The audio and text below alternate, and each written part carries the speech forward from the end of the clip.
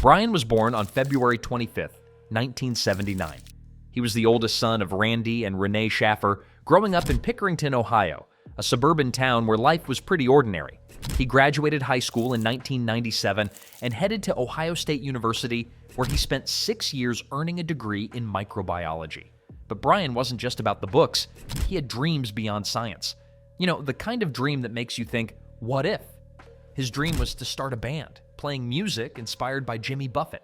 He was drawn to that chill, tropical vibe, the kind that feels like an escape from the grind. In 2004, Brian took the next big step in his career, med school at Ohio State. He worked hard, studied late, but never really let go of his music fantasy.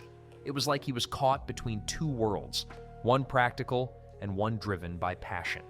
Now, let's fast forward to 2006. Brian was in his second year of med school and had a lot going on. He was dating Alexis Wagoner, another med student, and they seemed really solid.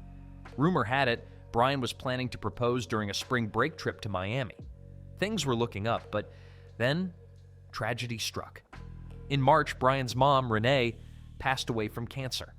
She and Brian had been really close, and her death hit him hard, as you'd expect. Still, he seemed to be holding it together, or at least that's what people around him thought. But grief is complicated, isn't it? Sometimes you don't see what's really going on beneath the surface. March 31st was the last day of classes before spring break, a time to blow off steam after exams. Brian had plans to celebrate with his younger brother, Derek, but when Derek and his wife canceled, Brian decided to hang out with his friend, Clint Florence, instead. Before heading out, he had dinner with his dad, Randy. Randy noticed Brian looked wiped out, understandable given everything he'd been dealing with. Still, Brian went ahead with his plans. At 9 p.m., Brian met Clint at a popular spot called the Ugly Tuna Saloona, a seafood bar near campus. They hung out, and at one point, Brian called Alexis, who was visiting her family, to tell her he loved her. After that, the two friends bar hopped through the night, having a drink at each place they visited.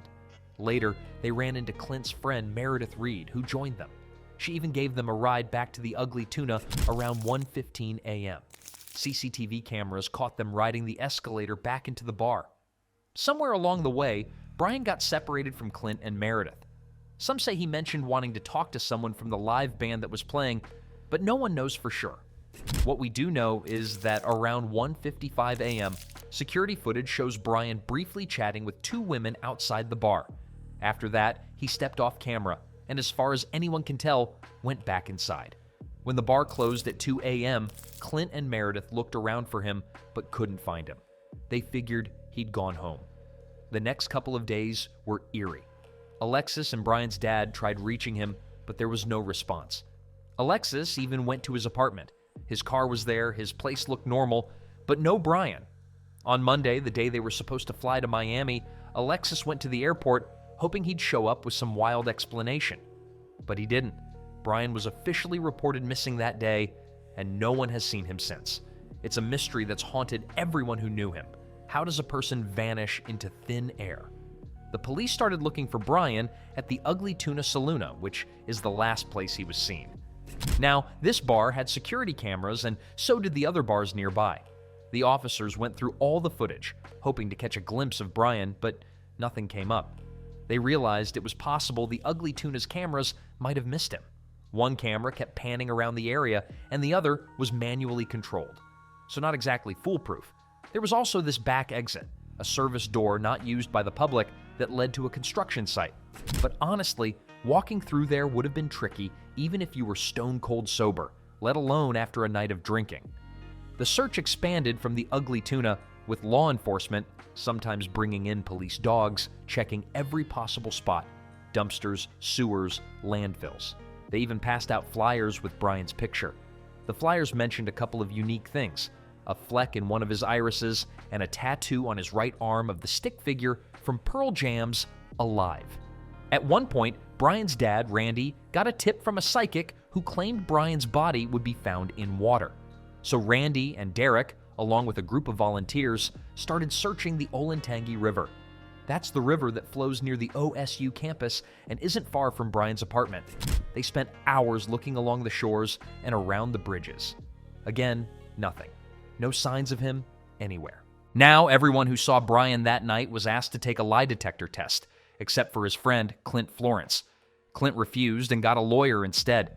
And while it's not automatically suspicious to get a lawyer, it did raise some eyebrows. Clint did share what he knew about that night, but people have wondered why he wouldn't just take the polygraph. Oh, and the two women Brian was last seen talking to? They were identified years later, in 2009, but they said no one ever asked them to take a lie detector test either. Back at Brian's apartment, everything seemed normal. No signs of a struggle, nothing stolen, his car was still parked where he'd left it, and there was no activity on his cell phone or bank accounts after he disappeared.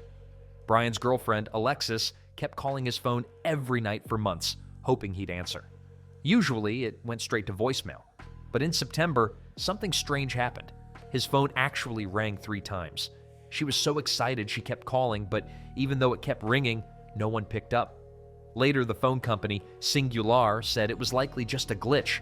The phone wasn't GPS-enabled, but a ping was detected at a cell tower in Hilliard, which is about 14 miles northwest of Columbus.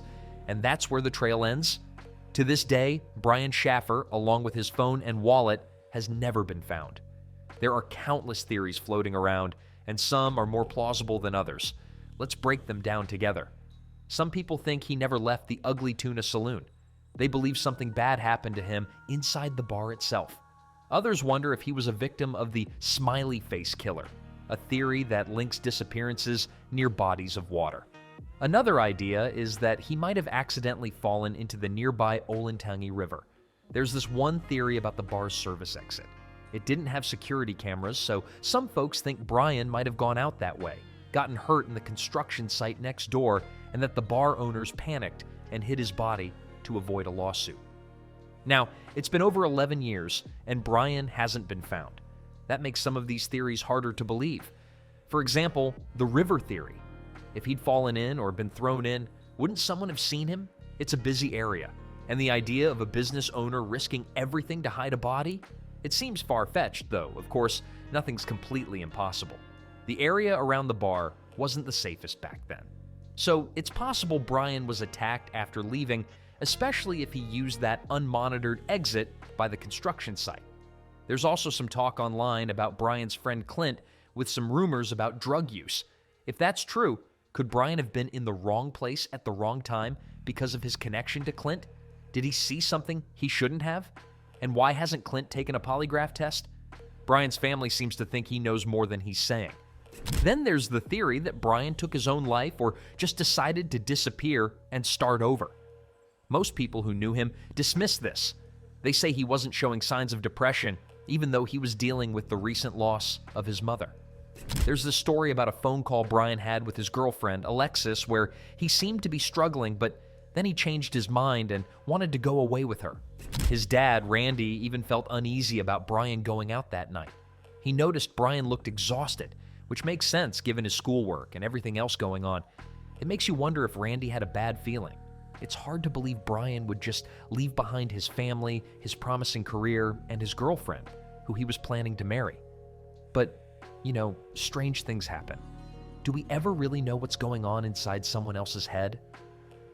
I've had my own experiences with this. For a long time, I lived a life I didn't want, just to please my family. People thought they knew me, but they didn't see how unhappy I was until I finally made a change.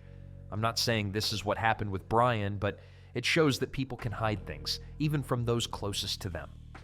So, while it seems unlikely that Brian just ran off to start a new life, we can't completely rule it out. People often say it wasn't like him, but do we truly know every side of someone?